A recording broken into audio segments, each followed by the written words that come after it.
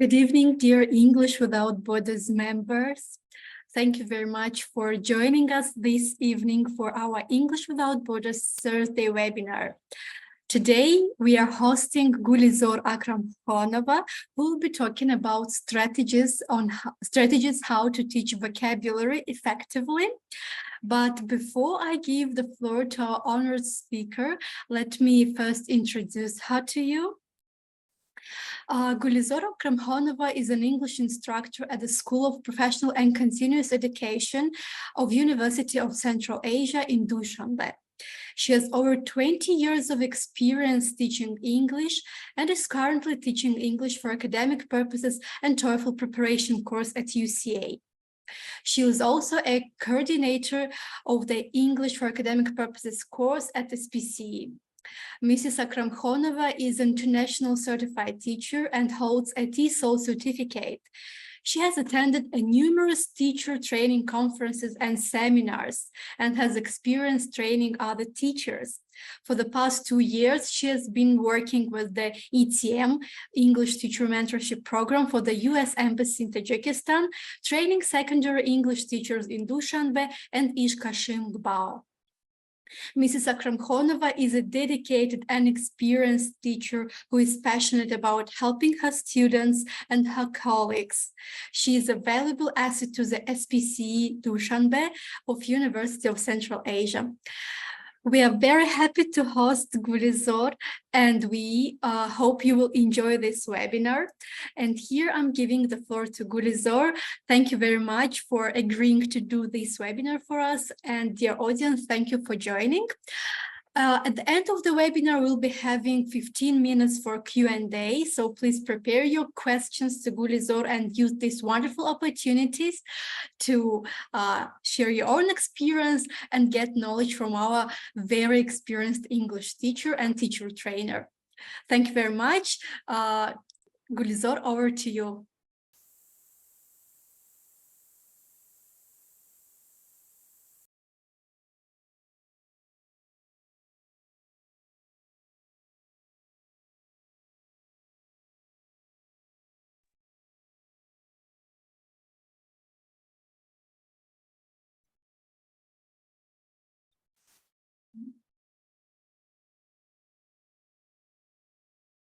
Good evening, everyone.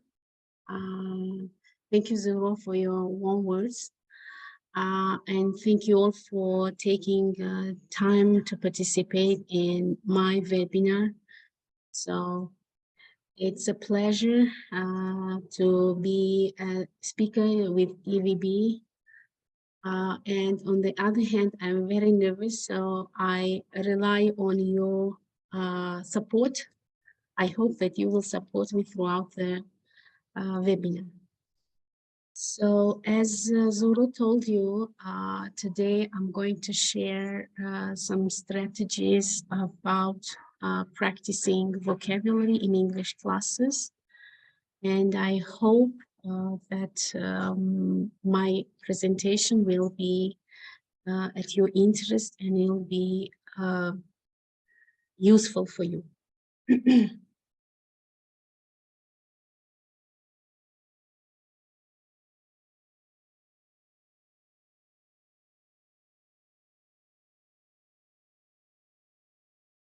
Just a few seconds.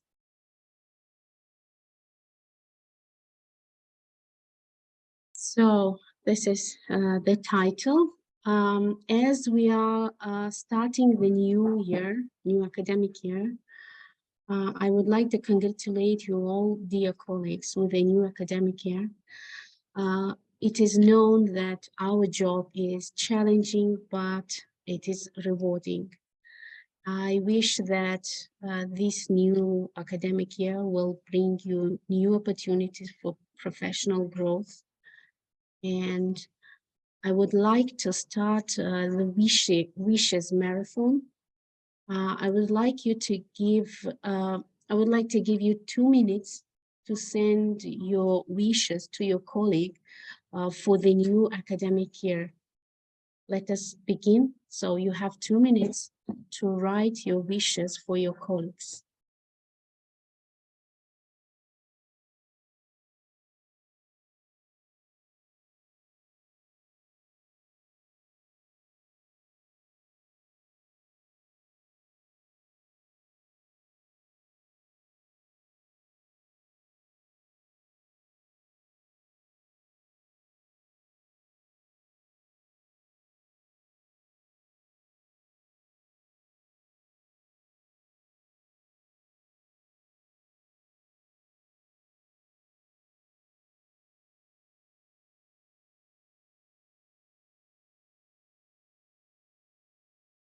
So Dr. Mays wishes a happy start for everyone.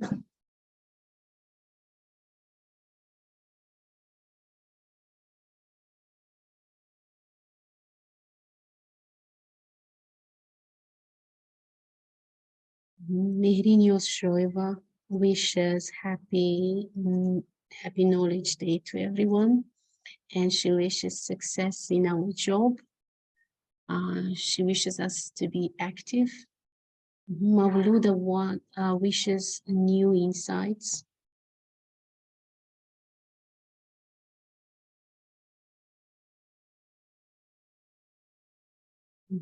So Firuz wishes everyone all the best.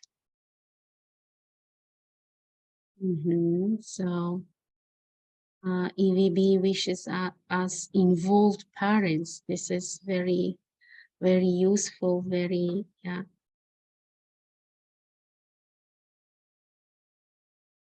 Long time. And also tons of motivation and energy.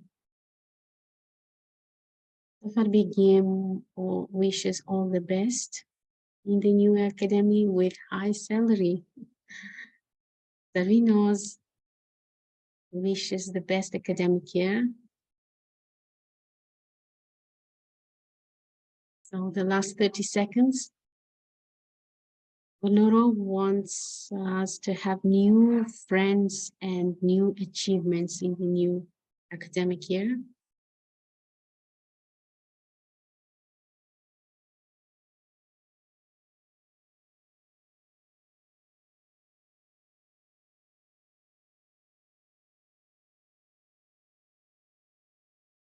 I think there are some teachers who are following us on our Facebook, and Zuro will also share with their comments, with their wishes.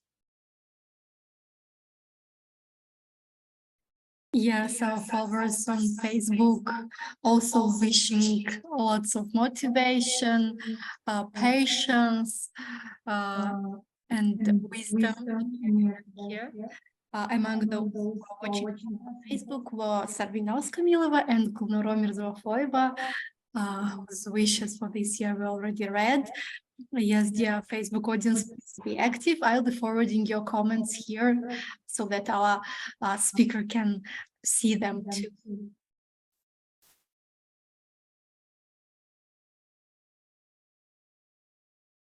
So I think that's it.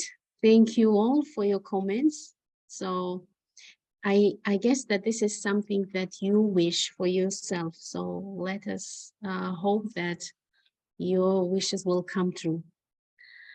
Now let us continue with our presentation. So how to improve students' vocabulary? What to do in order to help them to improve their vocabulary? Firstly, I studied some researches, and I would like to share with what I have found. So scholars advise that we should write down new words whenever we see them. Yeah, this is useful to write down new words. The act of writing the words will help us to remember the words better.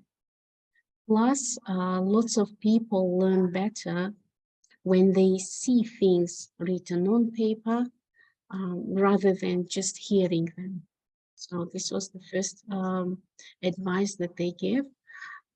Also, they want the learners to read more in English.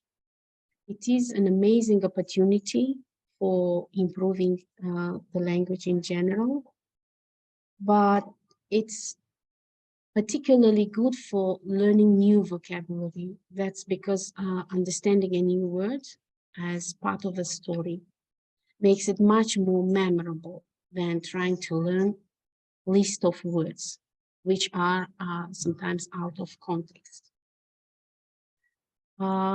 Scientists also advise us revise regularly. The good news is that if you look at your notes, you look at your notes after an hour and then the next day and once more after a few days, yeah, there is a possibility that 100% what you have learned goes into your long-term memory.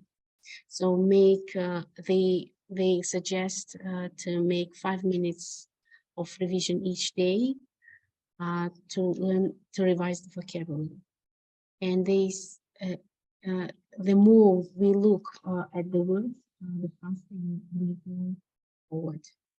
So the next advice is study the words in context. Yes, context is our friend when we are learning new vocabulary. Context helps to guess the meaning of words that we don't know. It shows that how the word is used in a sentence, and we remember words better when we see them, and we remember them longer if we remember them in a context. So the next tip is using flashcards. So flashcards it is a quick way to build a large vocabulary to study through flashcards. So yeah, I agree that in today's digital age, a lot of people use smartphones and things like that. But even in smartphones, there are some applications that make using flashcards, and they are convenient and they are easy to organize. Right, and finally, scientists suggest to review the words by playing word games. Yeah, as you can see in the photo, the words like Scrabble, this is what you see on the photo. They can function as a fun way, yes, to expand our vocabulary. Also, we can use a crosswords. So these crossword puzzles are very efficient.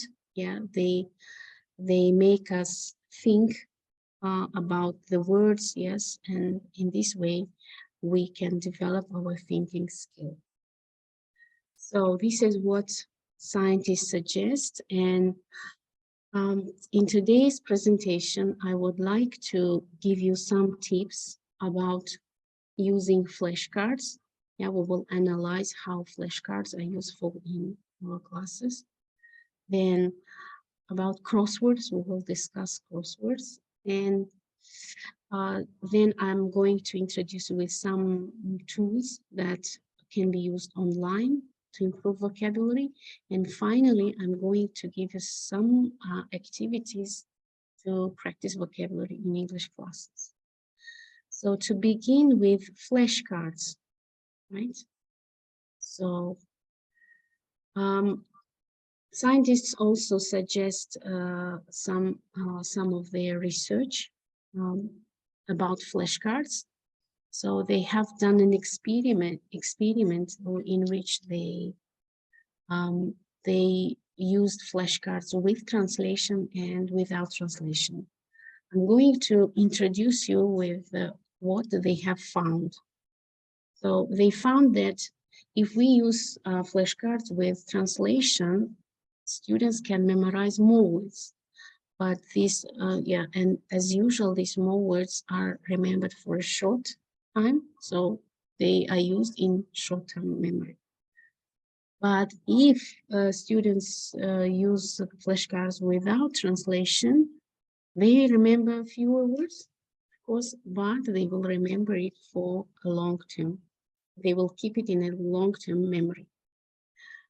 So what is good about flashcards? Let's see the advantages using flashcards for recycling vocabulary.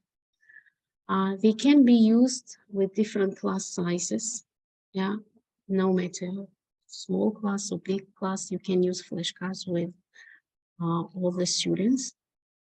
Also, they can be used for different topics, right? Next, yeah, these flashcards can be used again if you teach the same course second time. And yeah, as I said, it can be used for big classes and it involves all students. Yeah, we can make sure that all students are involved. Yeah, here, this is, yeah, what I like about using flashcards, that no teacher control is needed. And students are teaching each other, they are learning from each other. So this is the best thing we can do in our class. And about the disadvantages, so I came up with just several, yeah, with few disadvantages. First, probably the first disadvantage is that flashcards are very difficult to keep, right? So you can have files, so it will be difficult to store. They take a lot of space, and yeah, sometimes, yeah, probably the class will be out of control because all the students are speaking. On the one hand, it is good because they are speaking on purpose. Yeah, but on another hand, we cannot make sure that students are working right, so properly, right? Yeah, they are speaking on the topic, not of. So this was about flashcards. So can you come up with any advantage or disadvantage? Can you suggest any advantage or disadvantage of using flashcards? Please, let's take another 2 minutes to share your views.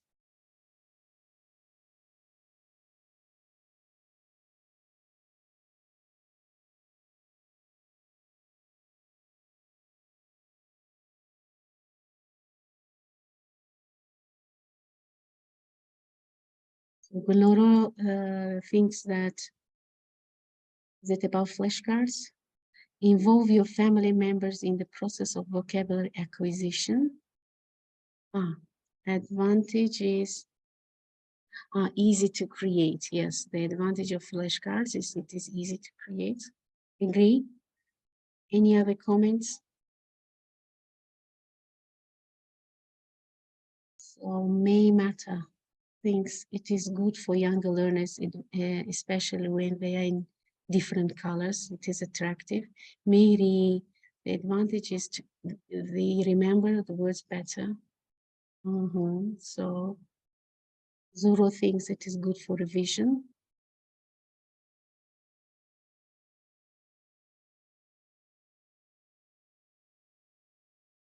Any disadvantage, colleagues?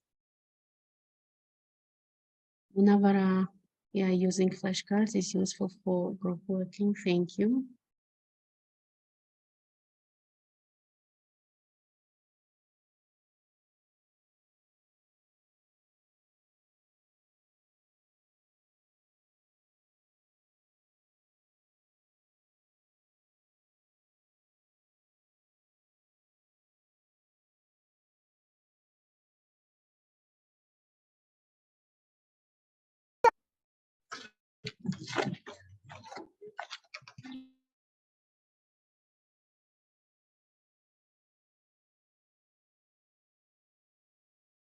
So for adults, it is better to choose a different technique, especially learners don't need to memorize vocabulary anymore as SAT. Advantage, yeah, time can be managed. Darwino's think it can be used by students independently as additional assignment at home. Good. So for begin, if they are more difficult to store them, yeah. So I think you mean, yeah, disadvantage, they are more difficult to store. They create mess. Agree, right? So there are certain those things. Online flashcards might be useful for students. Agree, right? Yes. Online, yeah, as I said, there are applications like flashcards.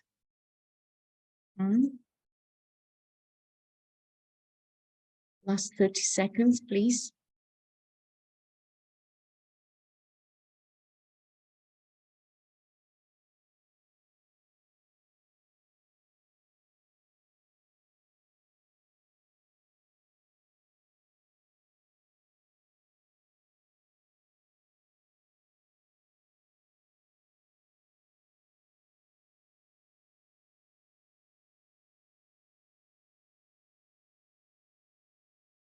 So I think that's it. Right. Okay. So this was one more message from Miri. Disadvantage, yeah. Cannot pay attention to weak students for sometimes. Cannot pay attention to weak students. So I'm not sure I understand what you mean, Miri. So Safar Begin suggests the improve student spelling. Yeah, they can see it. Yeah, it can improve.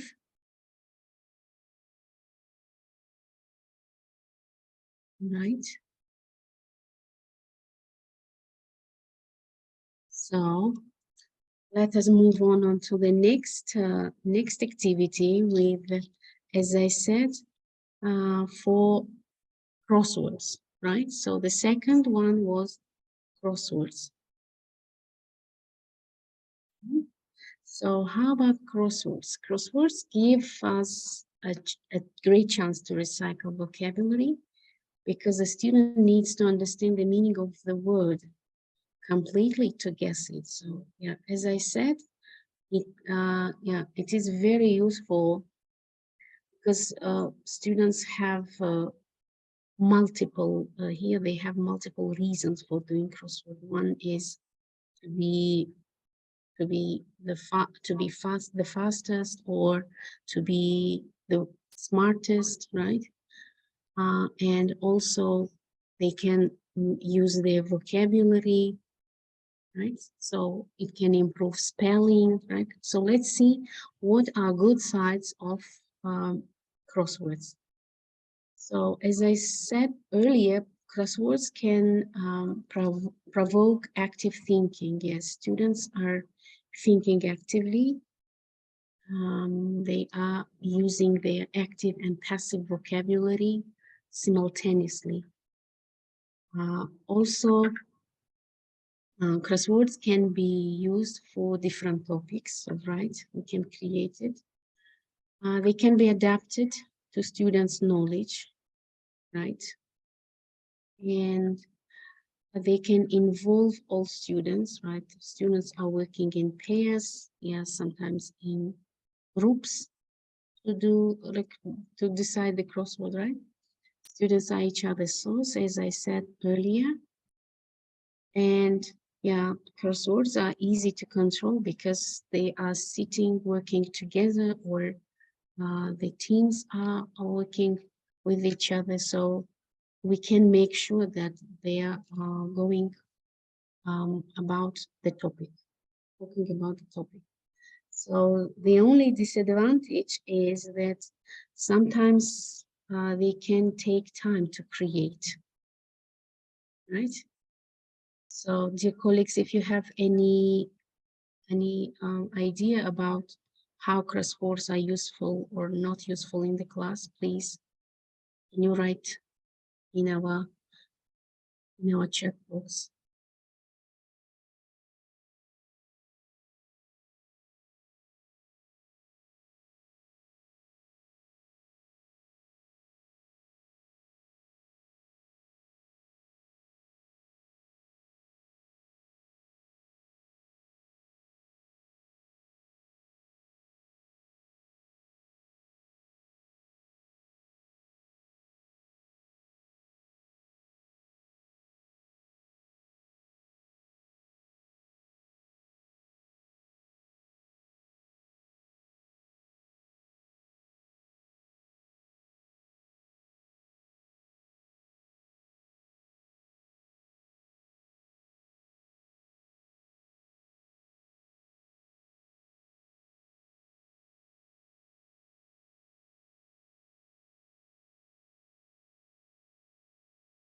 So the advantage, it is useful.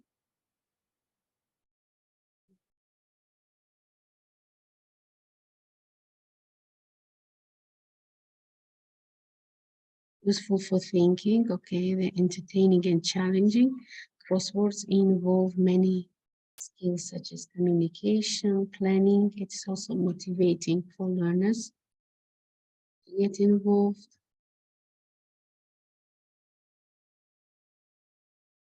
In the process of learning, they stimulate student autonomy, good, to help them remember the words right. Learners enjoy doing it together. That's for improving vocabulary, and one of our things, they are useful to develop students' critical thinking. Right, yeah, I absolutely agree with you. How about disadvantage?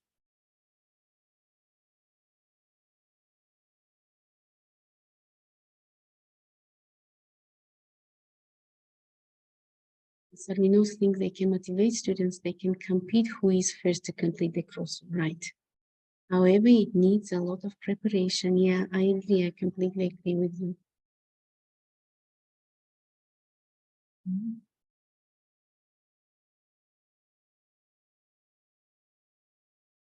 We don't use them frequently.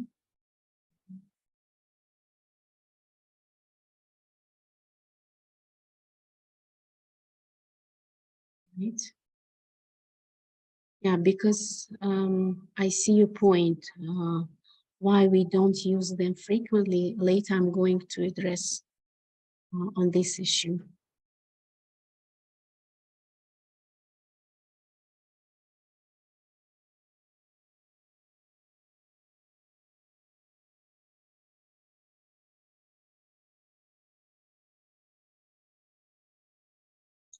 Okay, so let's wrap up with crosswords. So as I mentioned, yeah, so it is a great tool. However, we can find some crosswords online. We can find them on some books, right? Some resources. However, if we use those that are developed by other people, sometimes it takes a lot of time. Sometimes it includes unnecessary items, unnecessary vocabulary. Therefore, what I found out that we can create our own crosswords. So how we can do that? So I'm going to share with you that. On the internet, you can download to your computers free crossword puzzle maker. So it's a tool that helps you create your crossword. So as you can see, it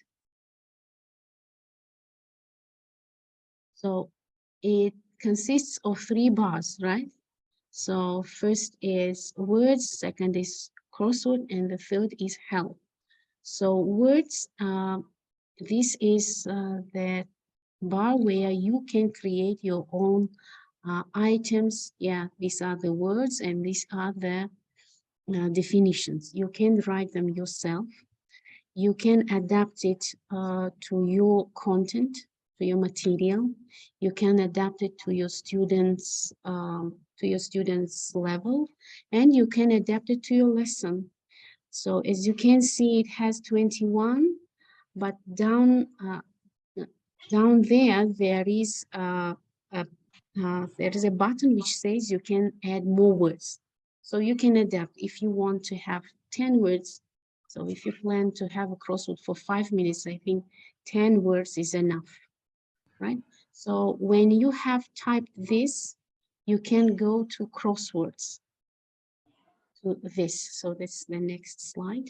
Yeah, and then when you came to this bar, you can go to generate. Yeah, and the computer itself generates the crossword like this. So you can, when you generated the crossword, you can print it even here. So you can see, and students, yeah, you can even type the, print this and then cut and give these definitions to pairs, and they can work. Yeah, you can make sure that it takes less time than those that are already prepared and given by other people. So remember, it is called Free Crossword Puzzle Maker. So you can download it to your computer. It's very easy to download. Once you have done it, you can use it in your classes, before your classes. So this was something that I wanted to suggest. And right, then I want to share with some, as I said, that students should revise, review the words constantly, regularly. So I would like to share with some game-based online tools that, yeah, the games that internet suggests. You can see here vocabulary.com, Wordscapers, Wordcraft, Wordle, even Merriam-Webster dictionary suggests some activities to practice vocabulary. Right, so these are the online tools that are suggested for teachers to use in their classroom and for students also. Yeah, Beck and Bow, as you can see, Beck and Bow, if you see, this is for young learners. This is an application to practice vocabulary for young learners. So this was about online game-based tools. Next, I'm going to share with some vocabulary activities that you teachers can use in your classes. So there are 5 of them.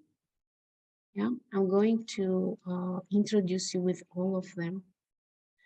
First, the activity which is called name adjectives chain.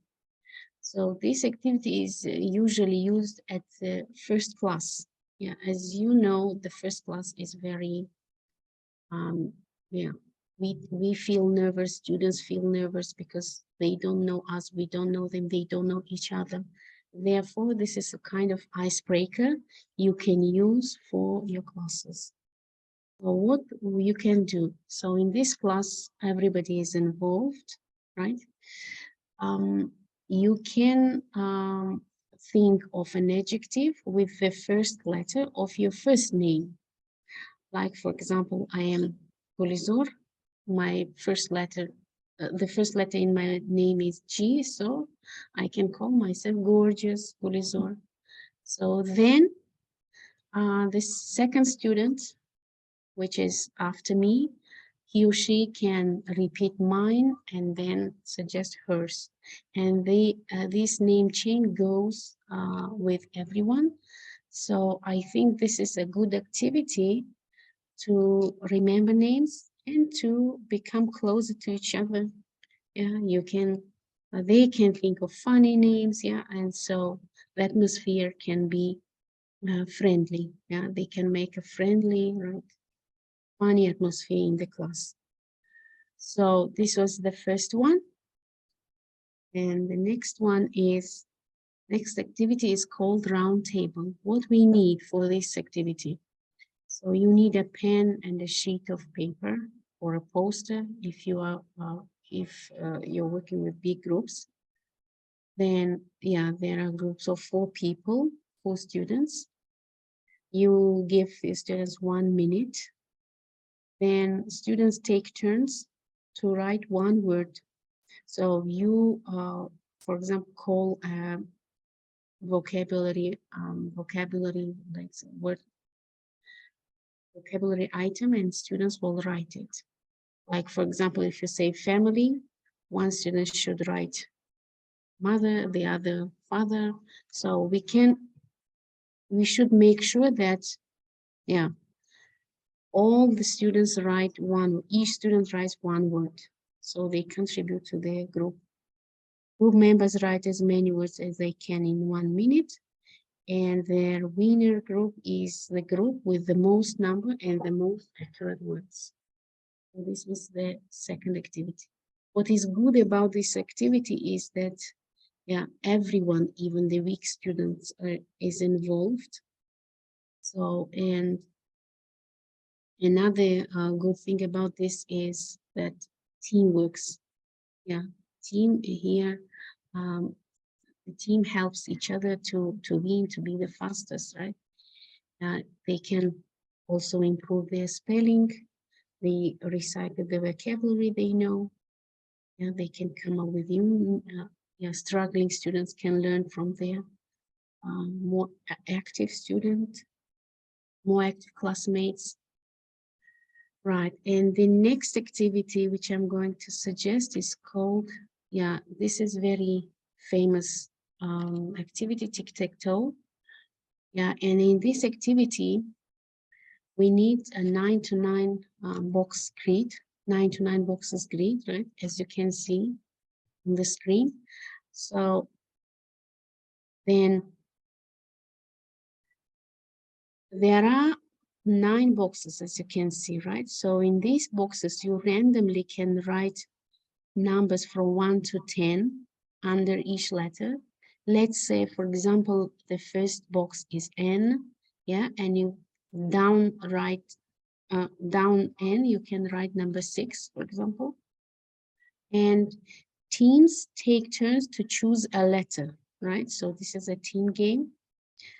So when they have chosen a letter, they should think of a word. For example, we have number 6, right? And number 6. They should think of a word which starts with the letter N and includes 6 letters, right? And students can take 10 seconds to think of a word. Here again, the group can work together, group mates can work together.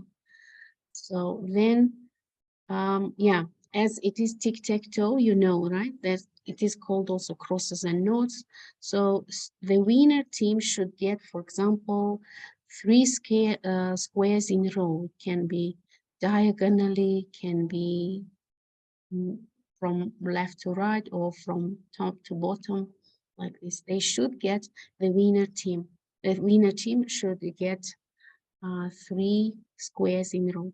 If not, if they don't get 3 squares, the winner team is the team which has the most squares won, which has won the most squares. So this is also a good activity. For example, what I mean by N6, they could, let's say the word can be normal, right? Normal consists of 6 letters, begins with N. All right, and the next activity is called word coding. So you need a marker, sheet of paper or poster for a team, yeah, teams of 3 or 4 people. Right, yeah.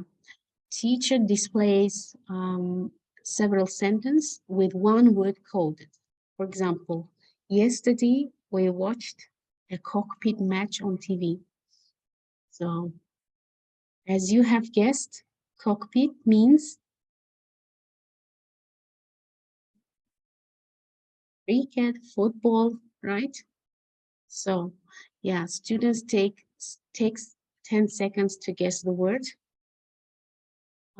Teams write their guesses on their sheets of paper.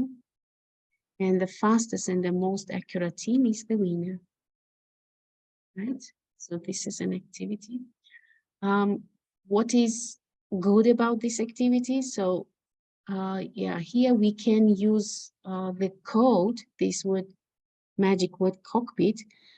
You can use it as a noun, adjective, pronoun, adverb, and everywhere.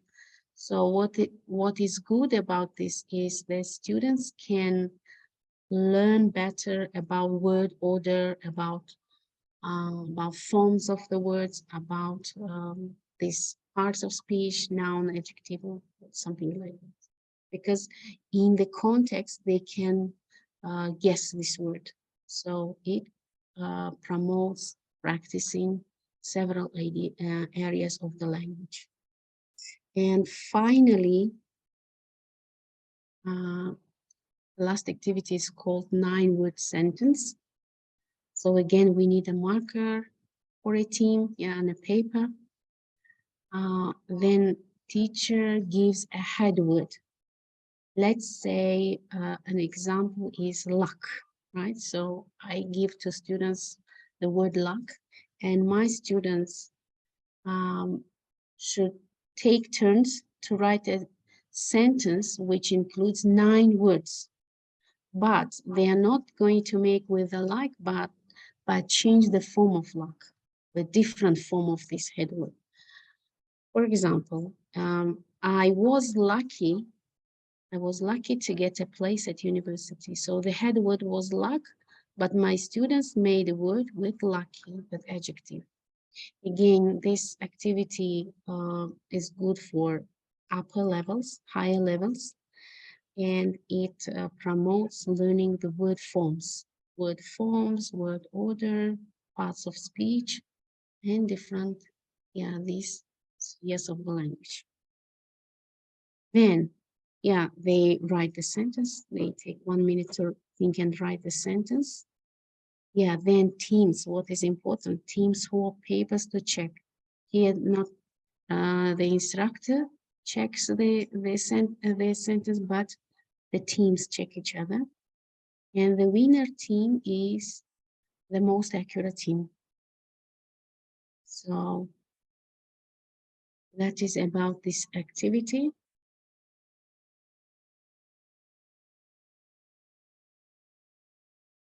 So that is all, dear colleagues. So thanks for your participation. If there are any feedback or any question, you're welcome to ask. Thank you, dear Gulizor. That was really informative. Some of the activities were really familiar, but I found some new, and will make some posts on our social media about those activities because I think they are really useful. I like the one with, I forgot the name of the activity, when there are 9 squares and you put letters and put numbers and this. Yeah, that was really great. So we have several questions from our Facebook viewers. Question number 1 is, what are some cultural considerations that we need to be aware of when teaching vocabulary to students from Tajikistan, for example? I think this is how to make teaching culturally relevant.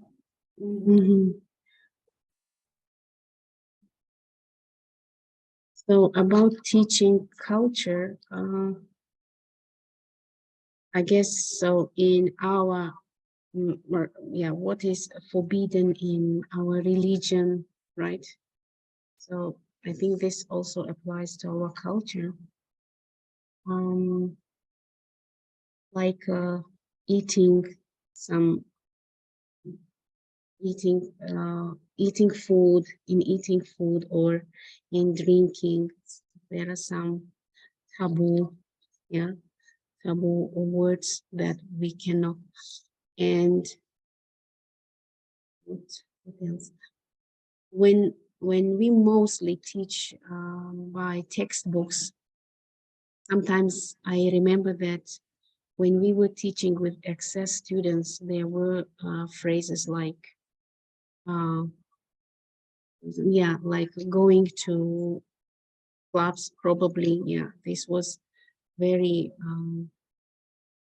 like uncommon for the village students that we taught. And things like, for example, drinking champagne or drinking alcohol. These were something that we should like tell our students that this is common for Western culture. So I hope I answered your question. Okay, so the next question is, how can we use technology with vocabulary instruction? You already mentioned that puzzle maker. So do you have any other, your favorite digital tools that help you to teach vocabulary? Yes. So in my classes, I use activities. Yeah, as we teach in UCA, we teach Cambridge programs. So there are some applications that are developed by Cambridge University, the University of Cambridge. So we use them for different areas of the language. We use for vocabulary, for grammar, for listening, reading, and different skills. But besides, in my classes, I use activities like Kahoot, as thanks for Firuz to teach Padlet. Padlet, yeah, I use this in class, and Quizlet, things like that to practice vocabulary. Great, thank you. During our sessions with teachers, not students, we also like to Kahoot and Mentimeter for creating engaging quizzes and presentations. Okay, the next question is, what are some strategies for teaching vocabulary in small groups or one-on-one? I think this question comes from someone who's teaching. So if you are teaching smaller groups, probably using, yeah, if it is groups, so they can ask each other vocabulary items. They can use flashcards, as we said, crosswords, pictures, right? So teacher can elicit vocabulary from students by showing them the picture. And also, yeah, what is good about teaching individual students, I found that writing is good for improving vocabulary because yeah, I have used an activity in which students had to make a sentence. Oh, no, not a sentence, a situation, or write a short situation using, let's say, 5 words of the 5 words of the vocabulary or 10 words of the vocabulary, right? Create a story, because yeah, if you have somebody to speak with, it is easier to practice. But if no, I think writing is good. Yeah, writing journal is good. Okay, journaling is good also for developing vocabulary with individual students. Thank you. The next question is, how can we make vocabulary instruction relevant to students' lives? In Tajikistan, teachers are using English textbooks developed by the Ministry of Education, and they are similar in all schools in all regions. So what would you advise to those teachers who want to create more personalized teaching? So to help them to practice irrelevant vocabulary, I think creating situations is helpful. If it is not a Tajik culture, if it is out of our culture, so I would ask my students to imagine they are like Tom or some Beth or someone else from English-speaking countries. So imagine themselves as a native speaker. So I think in that case, it will be easier to practice those vocabulary. Okay, thank you. The next question coming from Facebook followers is, how can we help students retain vocabulary knowledge over time? We already mentioned regular revision. Would you give any other advice on how we can achieve that? To activate vocabulary that is learned, I think here revising and also reading, listening to original texts, authentic text helps because yeah, and probably what else? taking from time to time reviewing the vocabulary they have learned, right? Taking some tests, right? So it can help. But the best thing I think is it is reading authentic text, because this way they can activate previous and also learn new other vocabulary. Thank you very much. Mihri is asking, is it possible to learn 20 words in lesson? What would be your recommendation or number of words that students are able to memorize during one lesson? So 20 words. So it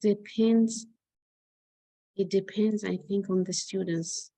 Yeah, some busy students, yeah, if you know your students, you know their capability, so you know that they have less time. So I think for asking them to learn 20 words is impossible. But yeah, there are some motivated students, some students who want to. Yeah, I have students who also ask me to give them words to learn, but yeah, probably for them, why not? If they can, I think like when you give them situation in which they can use these 20 words, yeah, create a story, create some anecdote in which they can use these 20 words, yeah, they can be able to learn it. Thank you very much. We already asked a question about how to help students retain vocabulary knowledge over time, and also ask what are some activities that are focused on long-term memory. As you think that most of the activities that we show during this webinar are most one-time practice. How would you comment on that?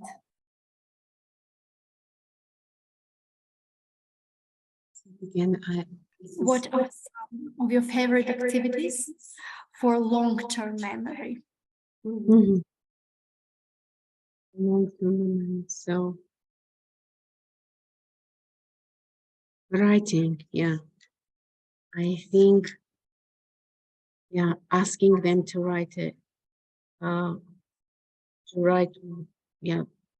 story about one of the vocabulary that we have studied. Usually by the end of the course, I ask students to write, to choose any topic, vocabulary topic that we have learned, and write a story or an anecdote about it. Or probably maybe they write something they have heard, some news they have heard related to that topic. So I ask them to share with that. Yes, thank you.